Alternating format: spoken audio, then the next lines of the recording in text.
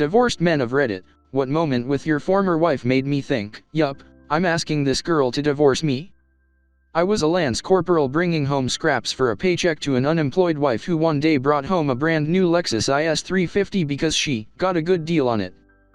Apparently I was supposed to pay the $800/MO bill. I didn't think it was a good deal. Not me, but one of my best friends got his permission to post. He got a pretty substantial year-end bonus from work. He decided to use most of it for his wife's Christmas gift and pay off her remaining student loans, $14,700, and the remaining portion to buy a new computer chair for when he gamed, $300. Christmas morning, he was nice enough to let me stay at his place when I traveled for work as he lived 20 minutes from the airport. We all woke up and had breakfast. His family and her parents came over and we started exchanging gifts. Besides paying off her loans, he had gotten her a few times items. She opened the card saying her loans were paid off. She just sat there for a minute. After the silence, and assuming she was kinda in shock, she asked, "Did you seriously not get me anything else? I bought you that stupid keyboard, the wrong one BTW, and you only got me a few things." At that point, his brother-in-law and myself decided to go hang out in another room for a while. They ended up getting into a huge fight. A day later when he was dropping me off at the airport, he told me that he was going to visit a lawyer and get a divorce. Semi-related. I'd been seeing a girl for 6 months.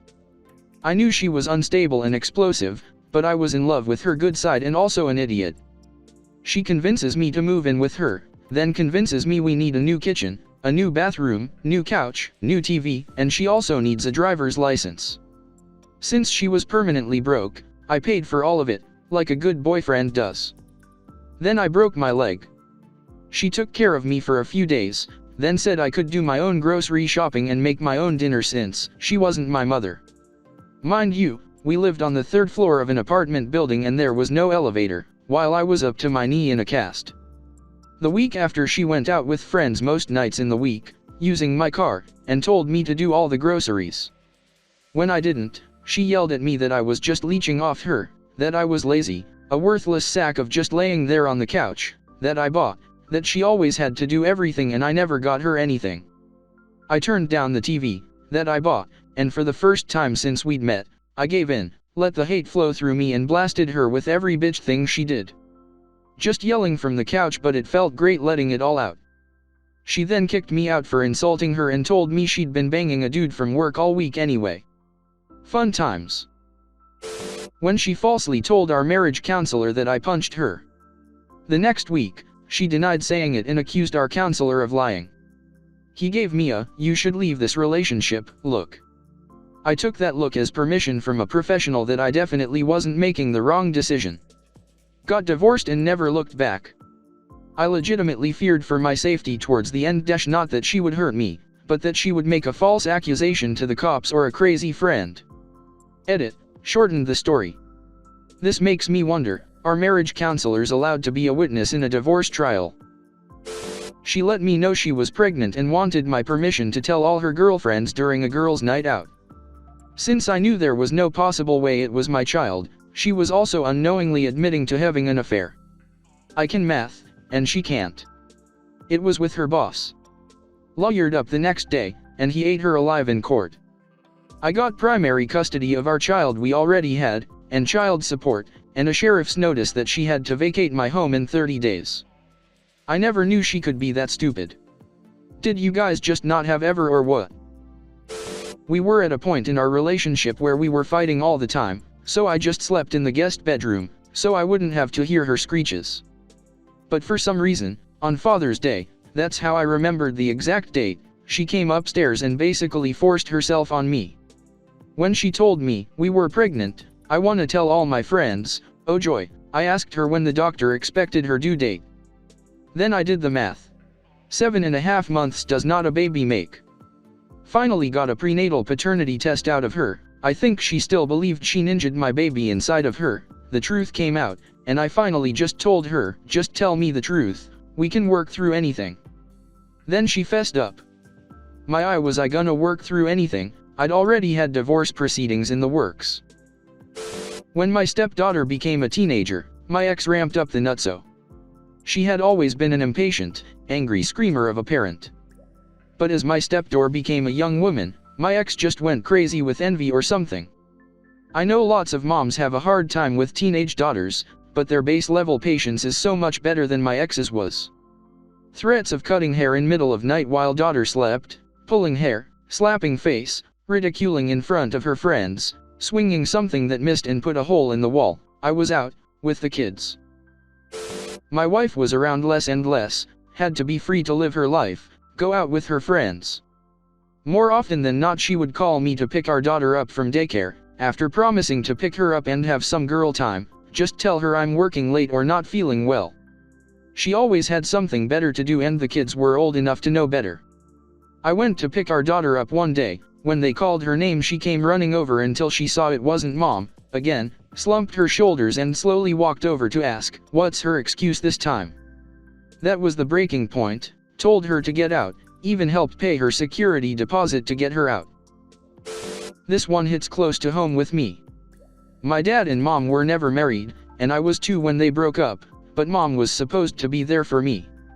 She would make all sorts of promises to come hang out with me and pick me up and do things, but 9 times out of 10 she wouldn't show.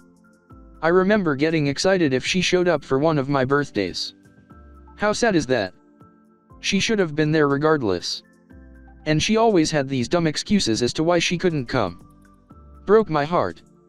My mom has been dead for 3 years now. I'm 22, and all I can think about when I think of her is I hope I never damage a child the way she damaged me. Tell your daughter some internet stranger sends her empathetic love.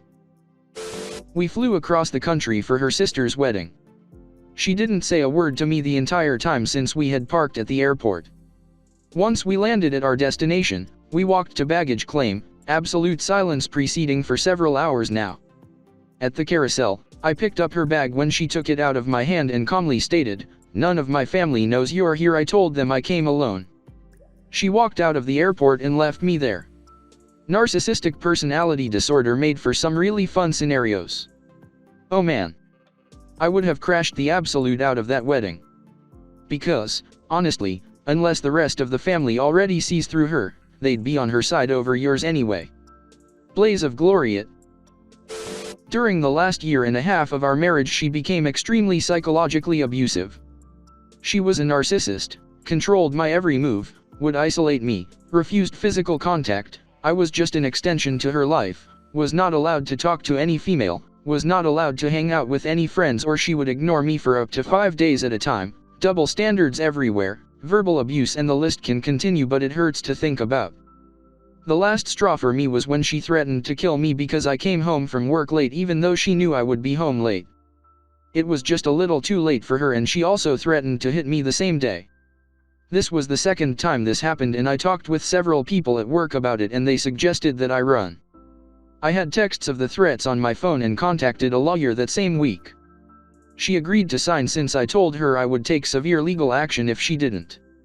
Thankfully no children and it was a clean divorce and I'm happily divorced. Holy dude.